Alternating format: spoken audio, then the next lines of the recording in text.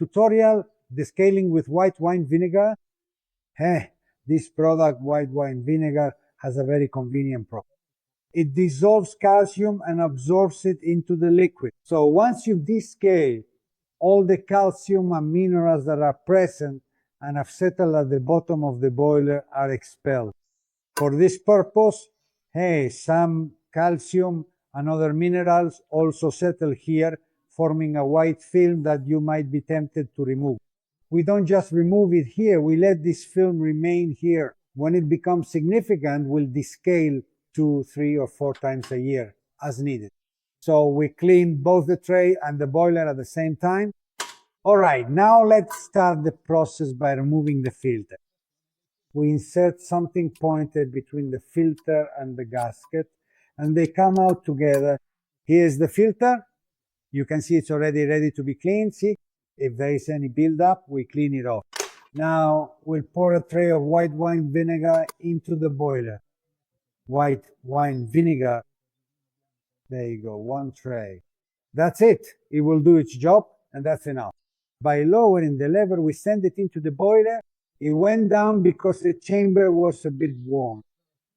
All right, now let's pull up the lever and put in the tray of water.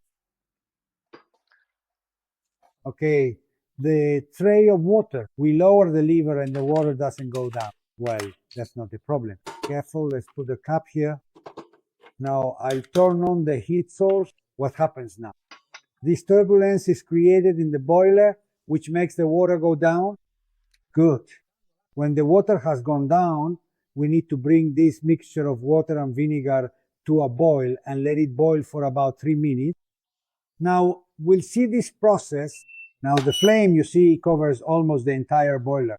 Here, you can increase it to speed up this process, but make sure the flame doesn't come out of the boiler. There it is. And in just a few seconds, about a minute, the water and the vinegar start to boil and thus begin the process of cleaning the boiler. This is a wonderful operation that will make your coffee maker efficient again and will allow you to always make a perfect coffee. There, it's starting to boil. You can also hear the noise, the bubbling. Now let it boil for about 3 minutes and then put a big cup underneath. I'm not going to do it. I won't wait 3 minutes so as not to bore you.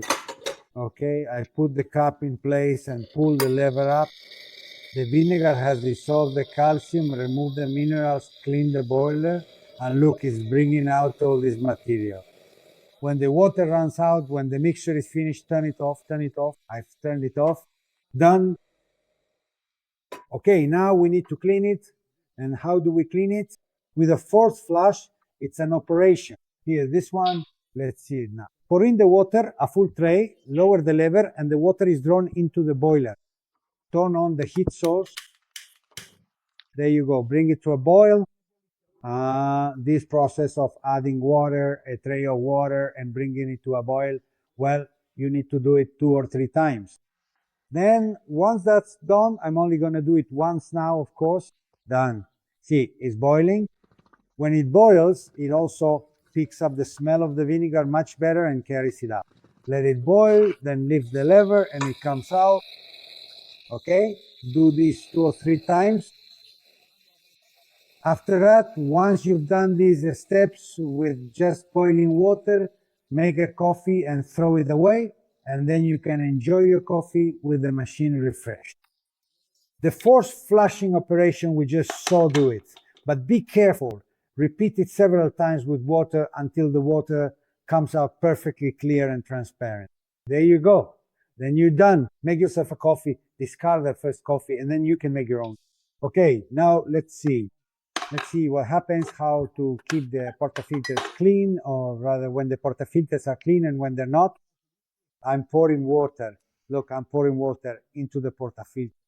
Look, the water is coming down in a steady stream. What does that mean?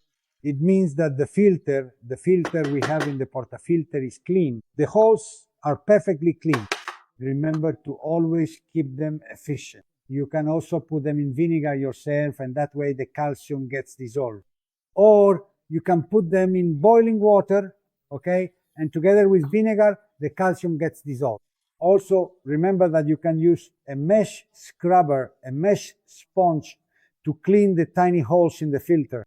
It's important that they are always clean. Okay, the water should come out in a fine shape. Don't forget that. The filter, this is the filter we have here, which is the filter that spreads water over the coffee grounds. Very good. You should look at this filter against the light and see if it needs cleaning. Clean it, do it often, I mean 2 or 3 times a week. Well, it's up to you also, depending on how many coffees you make. Look, the filter is paired with a gasket like this. Here too, coffee grounds can get stuck. So you clean it with a brush, however you like. The important thing is that it's clean. Here it is, see? Then the gasket is made of flexible silicone, so you can put it into the slot.